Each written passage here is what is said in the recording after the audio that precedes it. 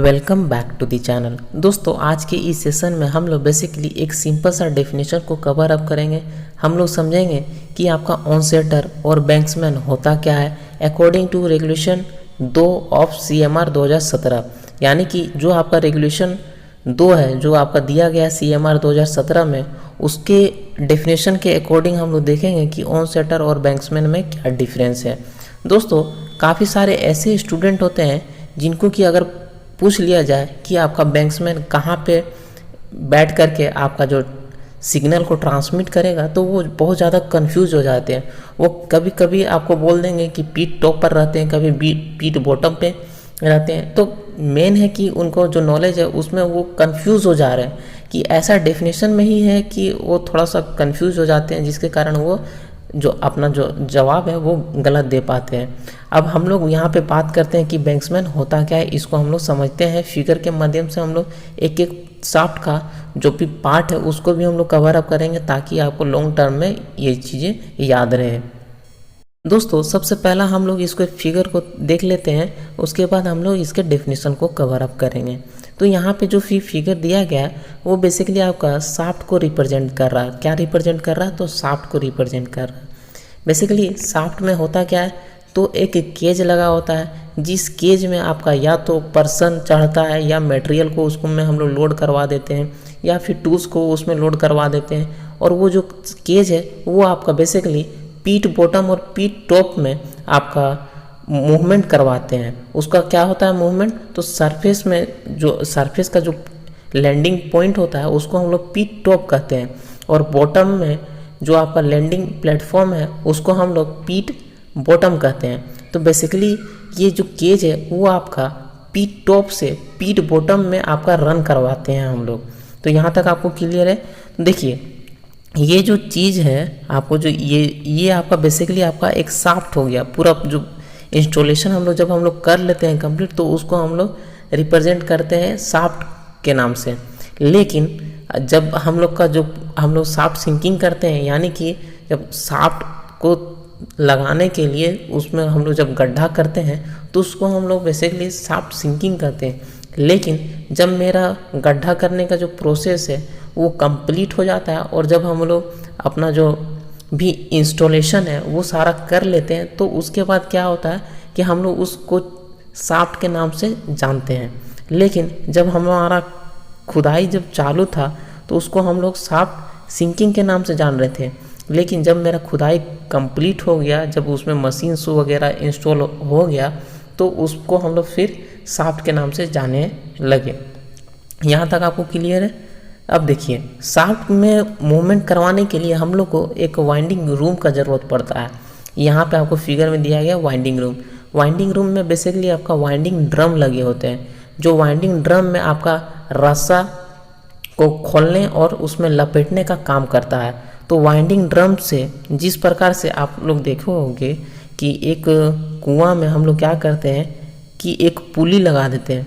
पुली से क्या करते हैं कि उसमें रस्सा हम लोग फंसा देते हैं। अब रस्सा को जब खींचते हैं तो आपका जो बाल्टी है वो ऊपर आता है, और जब रस्सा को हम लोग छोड़ते हैं तो वो नीचे जाता है। ठीक उसी प्रकार से आपका यहाँ पे जो भी वाइंडिंग रूम है उसमें आपका वाइंडिंग ड्रम लगे होते हैं, और ये जो ड्रम है उसी में आपका बेसिकली जो रस्सा है वो लपेटने का काम करता है और रस्सा को खोलने का काम करता है।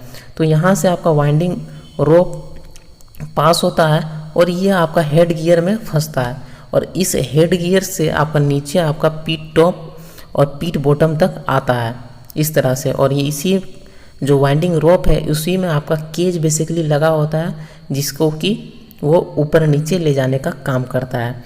तो देखिए दोस्तों, जो सरफेस में जो लैंडिंग पॉइंट होता है ना, उसी को हम लोग पीठ टॉप कहते हैं। और जो आपका बॉटम में शाफ्ट के बॉटम में जो लैंडिंग पॉइंट है या फिर आपका लो कि प्लेटफॉर्म, उसको हम लोग पीठ बॉटम के नाम से जानते हैं।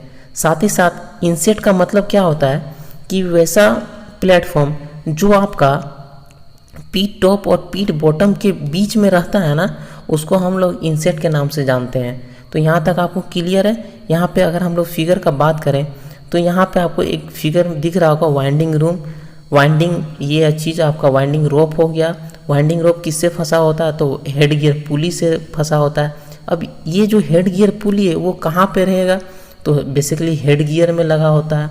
अब यहाँ तक आपको समझ में आ गया। ये क्या दिख रहा है, तो आपका केज दिखाया गया है इस फिगर में। यहाँ पे ये आपका सरफेस है, तो सरफेस को हम लोग क्या कह रहे हैं, पीट टॉप कह रहे हैं, और ये आपका बॉटम पोर्शन हो गया, इसलिए इसको हम लोग पीट बॉटम के नाम से जान रहे हैं। साथ ही साथ मैंने आपको बताया कि इनसेट का मतलब है पीट टॉप और पीट बॉटम के बीच में जो लैंडिंग प्लेटफॉर्म है उसी को हम लोग इनसेट के नाम से जान रहे हैं। यहाँ तक क्लियर हो गया। अब हम लोग इसके डेफिनेशन की ओर चलते हैं और वहाँ से हम लोग इसको समझते हैं। बैंक्समैन के डेफिनेशन में लिखा गया है कि means a person appointed to superintend. Superintend का मतलब होता है रिस्पॉन्सिबिलिटी या फिर आप कह लो देखभाल, यानी कि वैसा पर्सन जिसका कि अपॉइंटमेंट किया गया हो और उसको यह रिस्पॉन्सिबिलिटी दे दिया गया हो कि वह lowering and raising of person, tools, material, इन सब का वो आपका लोअरिंग एंड रेजिंग करेगा। लोअरिंग एंड रेजिंग जैसा कि मैंने आपको पहले ही बताया कि शाफ्ट में आपका केज लगा होता है, यही केज क्या करता है कि आपका लोअरिंग एंड रेजिंग करता है, यानी कि नीचे से ऊपर और ऊपर से नीचे जाने का काम करता है। तो वो केज में वो क्या लेकर के जा रहा है, ऊपर से नीचे या फिर नीचे से ऊपर, वो क्या लेके जा रहा है, तो बेसिकली उसमें या तो पर्सन डिप्लॉय रहते हैं या फिर हम लोग मटेरियल्स को ऊपर से नीचे करवाते हैं या पर्सन को ऊपर से नीचे करवाते हैं। तो बेसिकली यहाँ पे साफ साफ लिखा गया है कि वैसा पर्सन जिसका कि अपॉइंटमेंट किया गया और उसको रिस्पॉन्सिबिलिटी दे दिया गया हो कि वो पर्सन को, टूल्स को और मटेरियल को वो लोअरिंग एंड रेजिंग करेगा, साथ ही साथ वो सिग्नल को ट्रांसमिट करने का भी काम करेगा। पीठ के टॉप पर रह करके वो क्या करेगा कि सिग्नल को ट्रांसमिट करने का काम करेगा। तो यहाँ पे क्लियर हो गया आपको कि बैंक्समैन क्या होता है। बैंक्समैन एक ऐसा पर्सन होता है जो आपका शाफ्ट के टॉप पर या फिर आप कह लो कि इंक्लाइन में रह करके वो आपका सिग्नल को ट्रांसमिट करने का काम करता है, साथ ही साथ वो lowering and raising of person, tools and materials करता है। यहाँ पे आपको फिगर में भी दिखाया गया है कि यहाँ पे आपको देख रहा होगा कि ये बैंक्समैन आपको दिखाया गया है। यहाँ पे बैंक्समैन कहाँ पे लाए है, तो ये आपका बेसिकली पीठ टॉप पर के खड़ा हो करके या फिर इंक्लाइन में खड़ा हो करके यहाँ से वो सिग्नल देने का काम करता है। दोस्तों ये हो गया आपका बैंक्समैन का डेफिनेशन। नेक्स्ट आता है ऑन सेटर। ऑन सेटर का भी मतलब होता है कि वैसा पर्सन जिसका कि अपॉइंटमेंट किया गया हो, साथ ही साथ उसको रिस्पॉन्सिबिलिटी दे दिया गया हो कि वो भी आपका पर्सन को raising and lowering of person, tools and materials करने का काम करेगा। यहाँ तक क्लियर है। साथ ही साथ ये भी आपका ट्रांसमिट करेगा सिग्नल को। ये सिग्नल कहाँ से आपको ट्रांसमिट करेगा, ट्रांसमिट का मतलब होता है कि सिग्नल देना। तो ये सिग्नल आपको पीठ के बॉटम से या फिर शाफ्ट के इनसेट से ये आपका सिग्नल को देने का काम करेगा। यहाँ पे अगर आप लोग गौर करो तो यहाँ पे आपको फिगर में ही दिख जा रहा होगा कि यहाँ पे मैंने यहाँ पे बताया है कि एक इनसेट होता है, एक पीठ बॉटम होता है। तो जो ऑन सेटर है वो आपका इनसेट में खड़ा हो रहेगा या तो पीठ बॉटम पर खड़ा रहेगा, यहीं से वो सिग्नल देने का काम करेगा।